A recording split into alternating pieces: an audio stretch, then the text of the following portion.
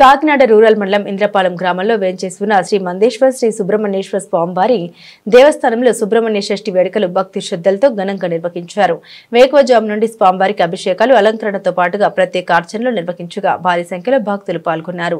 రాజ్యసభ సభ్యులు సానా సతీష్ బాబు, ఎమ్మెల్సీ పేరాబతుల రాజశేఖర్ ఆలయానికి వేచేసి స్వామివారి దర్శనం చేసుకున్నారు.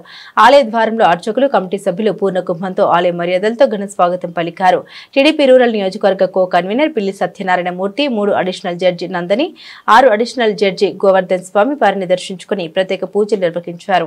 అనంతరం సానా సతీష్ బాబు సుబ్రహ్మణ్యేశ్వర స్వామి వారికి ప్రత్యేక పూజలు చేశారు.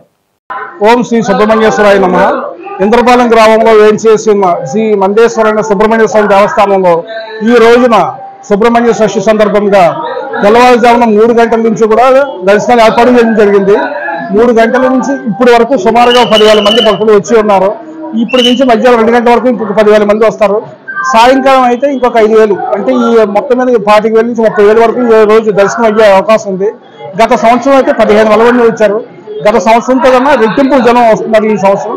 అందువల్ల వచ్చిన వాళ్ళకి ఏదో అసౌకర్యం జరగకుండా ఏర్పాట్లు అన్ని చేయడం జరిగింది.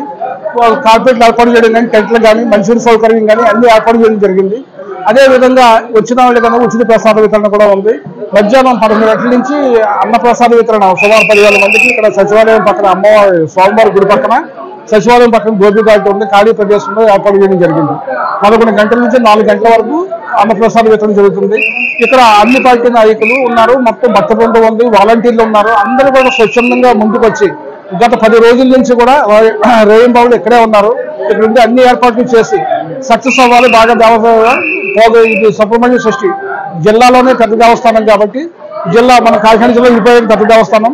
అందువల్ల ఇది ఇంకొక సౌకర్యాలు కల్పించి ఇంకా భక్తులు వచ్చి వారికి ఏర్పాటు చేసి భక్తులు కూడా రావాలని, ఈ ఆలయ అభివృద్ధి చెందాలని, అదేవిధంగా ఈ గ్రామానికి 20,000 పైన దేవదేవుడు కాబట్టి ఇక్కడ ఉన్న అందరూ కూడా ప్రతి ఒక్కరు కూడా భక్తిభావంతో పార్టిసిపేట్ చేయడం జరుగుతుంది.